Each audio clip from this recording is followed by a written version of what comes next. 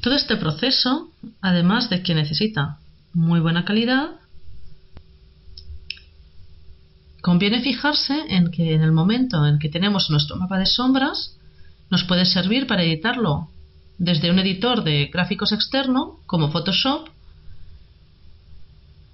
y podemos aplicar este mapa de sombras a la textura como un mapa de color. Un hecho que nos permite que, si imaginamos que en una escena en tiempo real de un videojuego, en este caso, nos ahorraría todo un sistema de iluminación, que en el caso de los videojuegos significaría calcular para cada frame desde cero toda la iluminación global de la escena.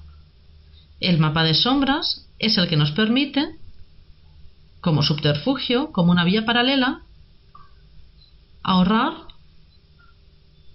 mucho tiempo de renderizado.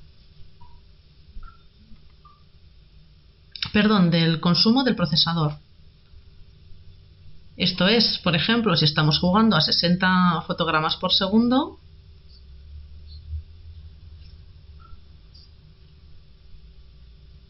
necesitaríamos mucho tiempo para renderizar la escena. Hacemos una pausa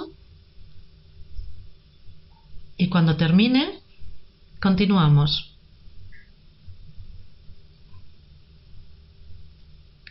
Muy bien. Después de 45 minutos, aquí tenemos el resultado. Como podemos ver ahora, lo que hemos conseguido es obtener este tipo de mapas de sombra. ¿Cómo lo podemos utilizar? Básicamente, si nos dirigimos al Hypershade,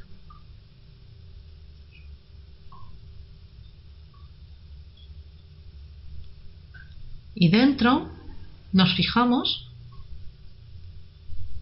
en que si vamos al previsualizador veremos toda la cuestión de los mapas de sombras que están proyectadas sobre una textura. Aquí vemos todos los TIFFs que se han generado. En este caso, si abrimos este directorio,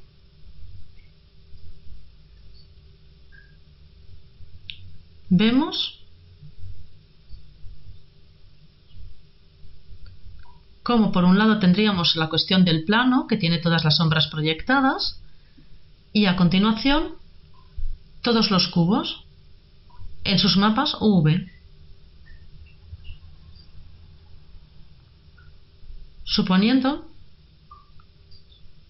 que podemos abrir todos estos desde Photoshop y usarlos para trabajar con el mapa de sombras.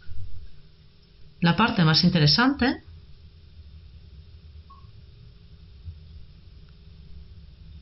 en la que realmente tenemos, por ejemplo, seleccionado este objeto y lo desplazamos, nos encontramos con que la sombra sigue proyectada. Por lo tanto, estaríamos hablando de objetos estáticos. Pero si hiciéramos un render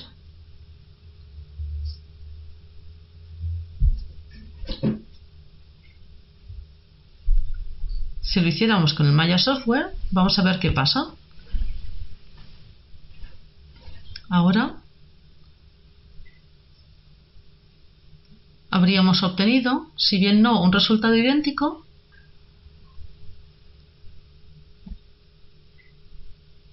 veríamos la iluminación global.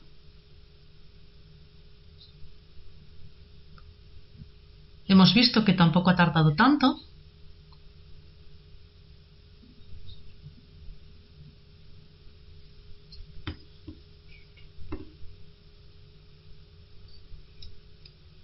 Y que si realizamos el render, obtendríamos de manera instantánea este tipo de resultado. Por ejemplo, por medio de los Maya Software, de los settings, si nos vamos en Highest Quality, podríamos obtener un tipo de render bastante aceptable con un coste mínimo, porque todo lo que aparece en el nivel de texturas está prerenderizado o aplicadas por medio de un mapa de sombras.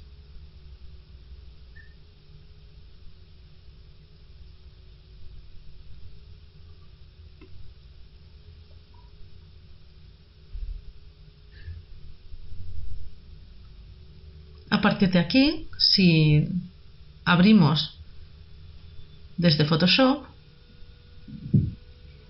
por ejemplo, este archivo, con nuestro mapa de sombras del suelo, y creamos una capa inferior, por ejemplo, podríamos abrir una textura de 2048 por 2048,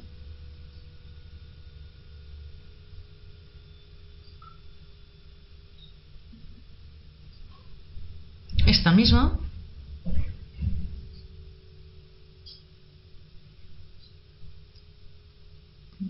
y nos fijamos en que lo que haré es crear este tipo de sombra. En el caso de la capa superior, aplicamos un modo de multiplicar y tendríamos la sombra. Ahora podría exportarlo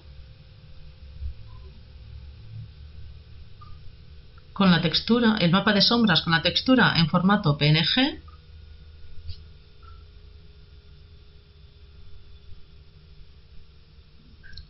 y en Maya nos iríamos a Lambert 2 y en lugar del fichero del TIFF pondríamos el PNG que acabamos de abrir y ya tendríamos la misma textura. Un hecho que de alguna manera a la hora de hacer render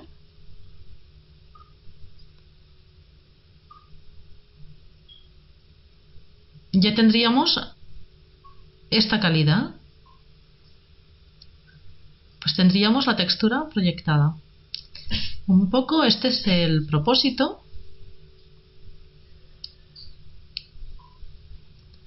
Esta es una técnica empleada especialmente para los videojuegos, pues por medio de estos mapas de sombras se podrían obtener resultados muy precisos visualmente en relación con la iluminación global, con un coste mínimo de recursos.